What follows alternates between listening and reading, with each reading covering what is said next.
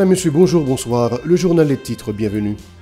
Nouvelle journée de tension à Port-au-Prince. Des tirs ont été signalés au centre-ville en raison d'affrontements entre les forces de l'ordre et les membres de la coalition criminelle Vivre Ensemble. Dans d'autres zones, notamment à Delma 19 et à Ravine-Pintade, ces derniers ont incendié plusieurs biens. Une tentative d'attaque a été perpétrée vendredi par les bandits armés contre la commune de Sodo.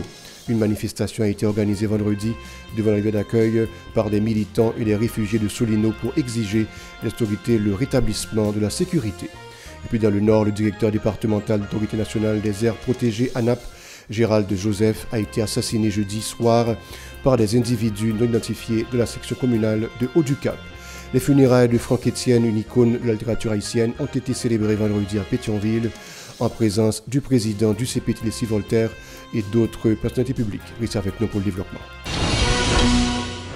De retour, comme annoncé en titre, la PNH appelle la population à la vigilance contre les rumeurs circulant sur les réseaux sociaux et visant à alarmer la population.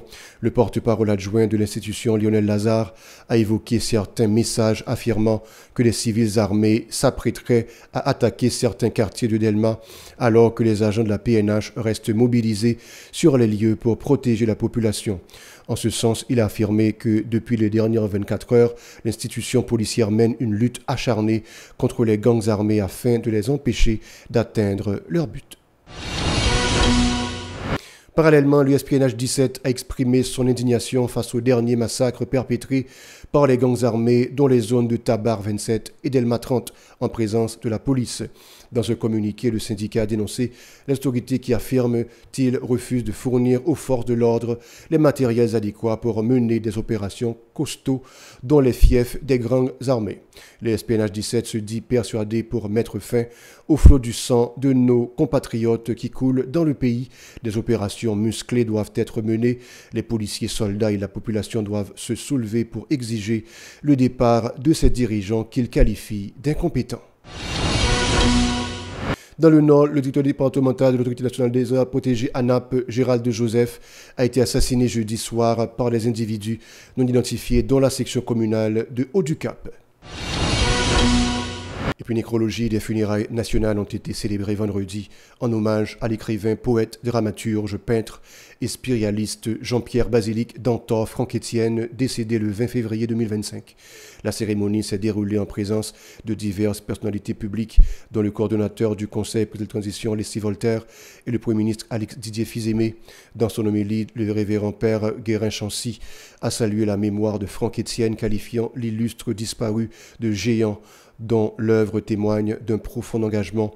Il a exhorté la jeunesse à valoriser ses écrits afin de perpétuer son héritage. Il a invité les jeunes à continuer de valoriser les textes de ce patrimoine afin de l'immortaliser. Écoutons-le au micro de Chilov Semexan et de José François.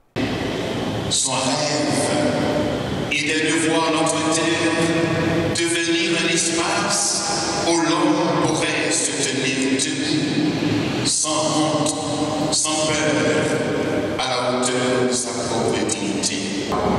Même dans ses dernières prises de parole, il n'a pas manqué de dénoncer cette domination de l'obscurantisme, cette absence totale du patriotisme, cette arrogance du pouvoir, cette lutte aveugle pour les avantages, les positions et les postes, ce déficit du bon sens, cette gestion exécrable des affaires de notre pays, cette décroissance morale, cette haine implacable de l'haïtien contre son frère innocent, cette volonté acharnée de détruire, cette tuerie écœurante, cette tragédie de la méchanceté inimaginable qui menace de tout basculer. Franck s'en est allé, tandis que les armes criminelles, si nombreuses, trop nombreuses, poursuivent résolument leur mission téléguidée de tuer tout espoir de salut pour Haïti. Franck a fait sa part de service et remplit dignement ici l'espace qui lui a été assigné.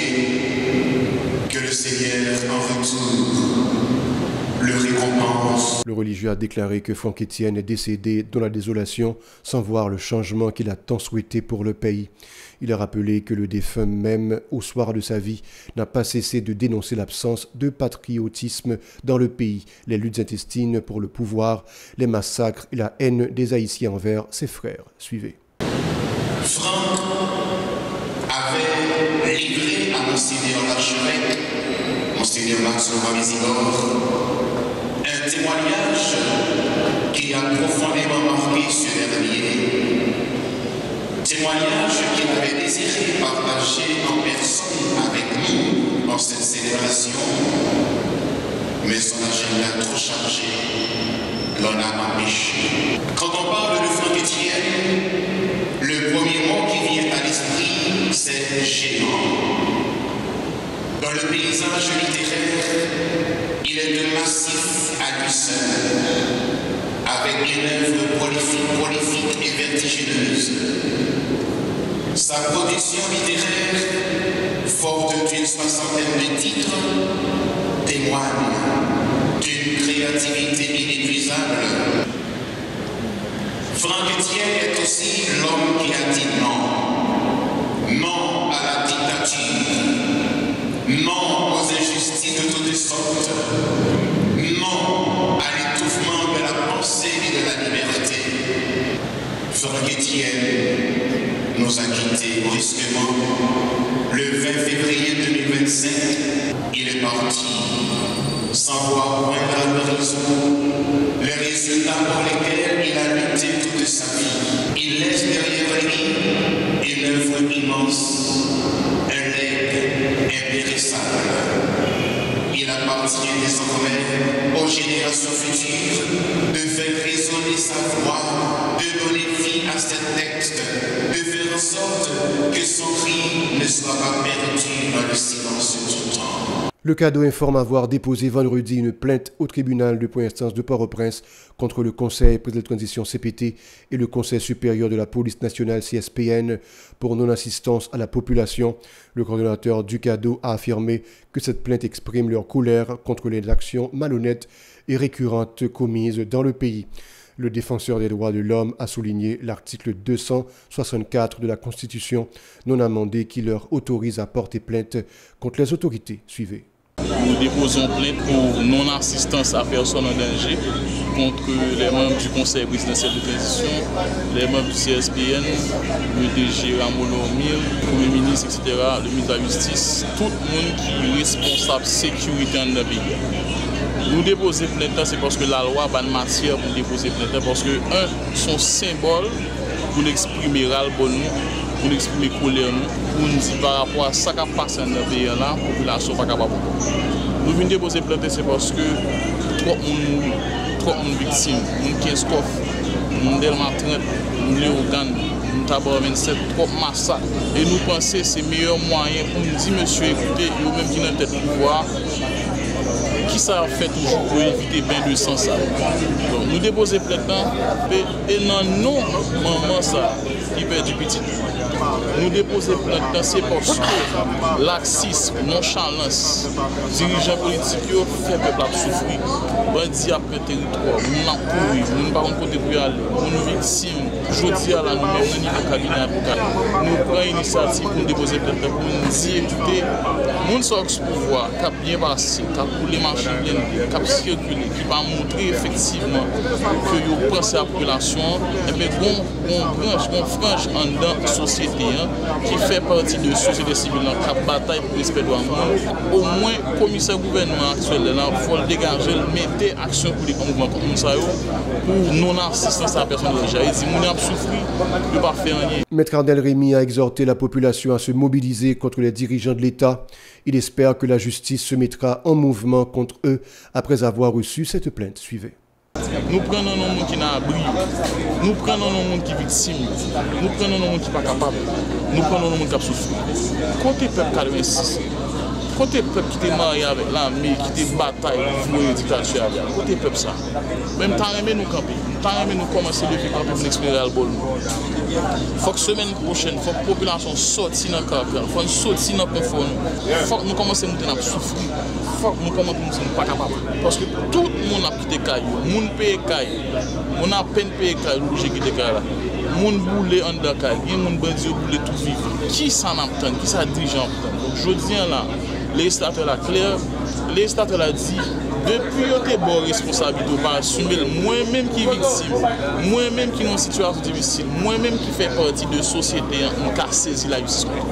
Donc je dis là, sous provision ça, sous base légale ça, nous déposer plainte, c'est parce que nous voulons que la justice mette action plus convaincante. Comme c'est réélection devant le tribunal, pour dire que pour pouvoir, pour notre tête secrétaire, qui sont fait pour sauver le pays. Personne ne parle de cela. Il dit n'importe qui qui carré le tribunal là. Donc nous étions quoi que le commissaire gouvernement ça là, si il pas marrer dans le pied de conseil présidentiel là, il suppose commencer l'autre semaine, tout le monde dans le CSPN, tout le monde dans le conseil présidentiel là, tout le monde net pour dire qui ça va faire, qui décision te prendre et pour qui soit quitté mourir.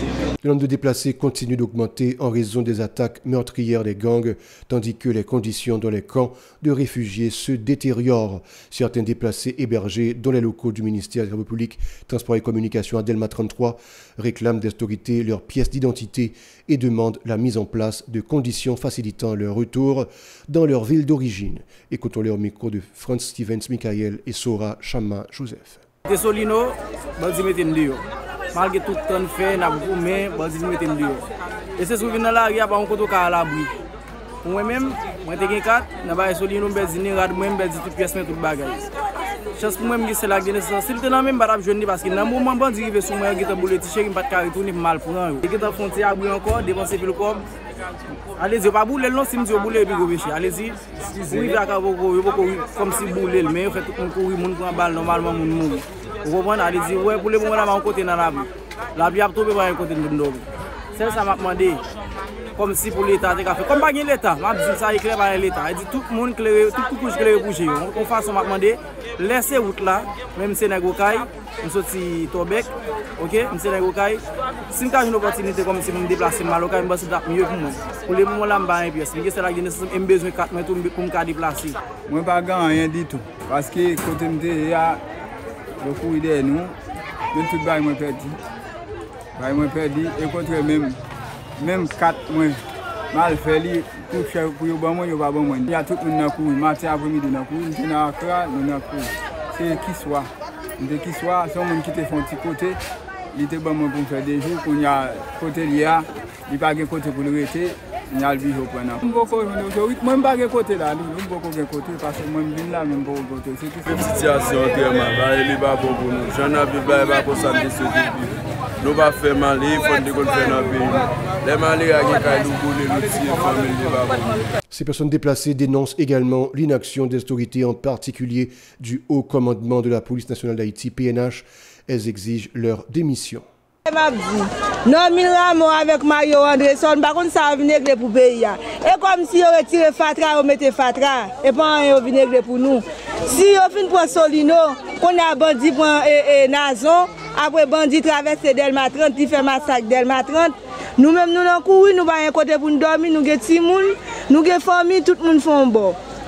Non, Milramo avec Mario Andresson, si on ne va pas faire rien pour le pays, on va remettre des missions. Parce que ça, c'est d'abord nous déjà, et quand nous quittons, nous n'avons pas besoin de bagages dans le même monde. Juste nous tourner la caille, pour l'État faire un bagage, nous ne nous courir trop.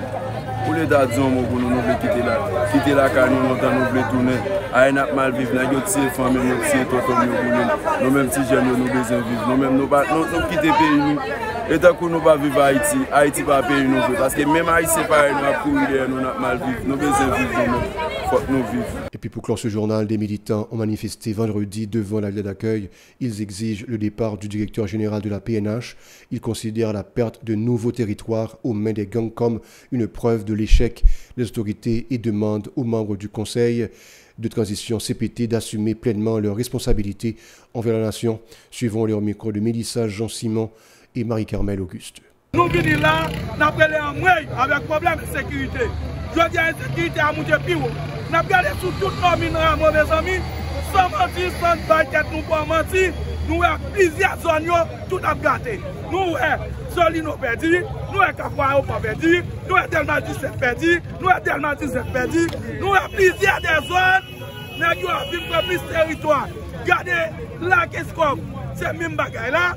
Nous venons à ministère, il n'est pas capable. On n'est pas capable, pour qu'on doit échouer. Nous avons mis là-bas, c'est peut-être la police a été premier échoué. Il a tourné encore l'échoué pire. Nous demandons CPTA avec le chef du gouvernement, faire ça rapide pour révoquer notre problème. Nous avec CSPN, ça, y compris Rameau, c'est parce que pas de sécurité, les gens ne peuvent pas circuler, les gens ne peuvent pas marcher. Et nous-mêmes nous plaisons sur ça. Transition, nous devons participer dans la construire, bien qu'elle soit une transition qui déjà échoué après 10 mois, que personne ne peut pas circuler. Les gens sont alliés avec la coalition Vivre Ensemble pour écrire la CARICOM. Je dis à si Vivre Ensemble a fait des dégâts, c'est normal si l'État sérieux, nous avons supposé attendre les gens qui lient, qui participation, qui gagnent dans sa capette là. Maintenant, nous-mêmes, présence, nous avons besoin de sécurité. Nous bouquons, ouais, moun qui a ramassé comme moun dans Fatra dans la route pour Samuel Delma 30. Je dis à Delma, ça c'est perdu. Et c'est Grida Lam, ça, moun Solino t'a fait, il t'a demandé que pour ne pas quitter Solino perdu, là, et depuis Solino perdu, on a perdu Delma, on a perdu Nazon, et effectivement, c'est ça qui fait.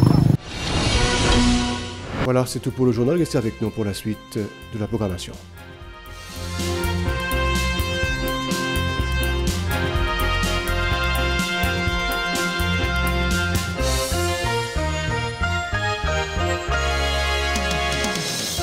Si vous jugez que cette vidéo est intéressante, n'hésitez pas à liker et partager la vidéo. Et surtout, n'oubliez pas de vous abonner à cette chaîne et activer la cloche de notification pour ne pas louper aucune de nos vidéos.